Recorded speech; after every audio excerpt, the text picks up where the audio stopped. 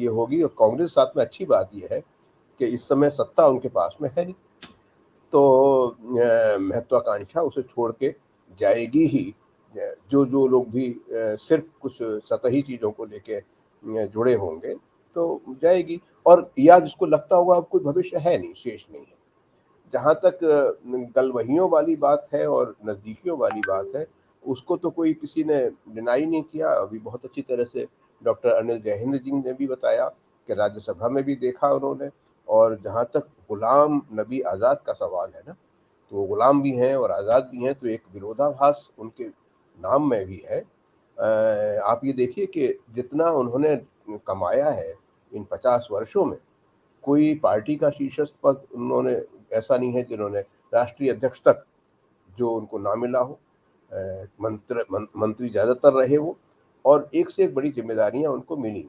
हो सकता है कि कश्मीरी होना भी इसमें एक उनका वो रहा हो, और ये भी हो सकता है कि इनकी जो डिजाइन्स हैं, जो अब तक हम जो देख रहे थे, तो उसमें BJP is more dynamic than any other political party. उनका जो विजन है, उनकी जो प्लानिंग्स हैं, ये तो तय है कि at his own Ghulam Nabi Azad Kashmir में भी कोई, जैसा कहा जा रहा है कि पार्टी लॉन्च कर रहेंगे और ये करेंगे वो करेंगे, तो उनकी कोई ऐसी एंटिटी नहीं रहेगी। But he may be instrumental in some bigger game.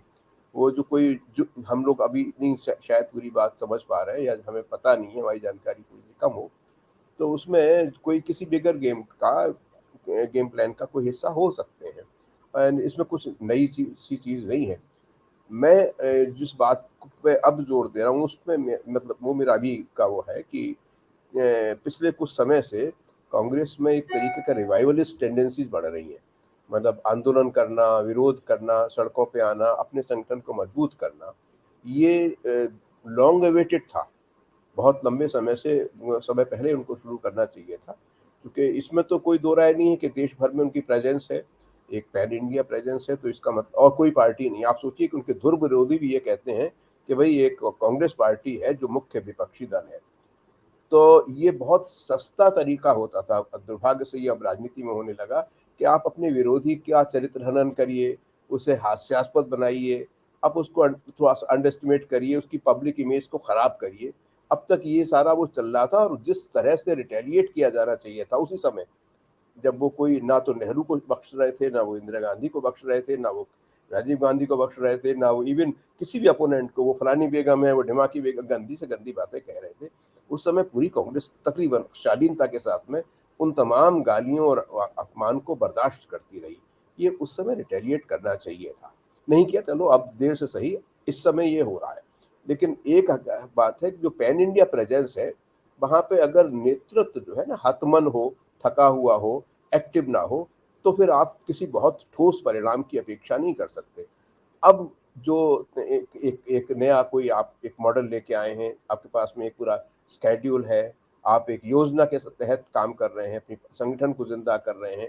एक जो दूसरी भी पार्टी जो इस तरह से आपके साथ जुड़ रही थी अब तक कि भाई वो अगर कुछ खाना है तो इनको इनसे छुड़ा के लेना है, यानी कांग्रेस का जनाधार कम करके ही हम आगे बढ़ सकते हैं। इन तमाम चीज़ों पे पहले भी हो सकता है ये सो कॉल्ड सीनियर लीडर्स है, इनको इस इन तमाम इल्ज़ामों से जो है बरी नहीं किया जाना चाहिए, क्योंकि कांग्रेस के साइज को छोटा होने या उसको जो स्थिति आज की है, उसमें इन 23 लोगों को आप इनकी भूमिका को नज़रअंदाज कर दें, ये भी एक गलत बात होगी। जो लोग जब पार्टी अच्छे दिन थे, पार्टी के शीर्ष पर थी, सत्ता में थी, तो उस समय जिन्होंने आनंद उठाया, सत्ता का सुख भोगा, तो जो अगर पार्टी अभी इस समय सूख में है, थोड़ी पिछड़े उसमें है, तो उनको भी जिम्मेदार ठहराना चाहिए।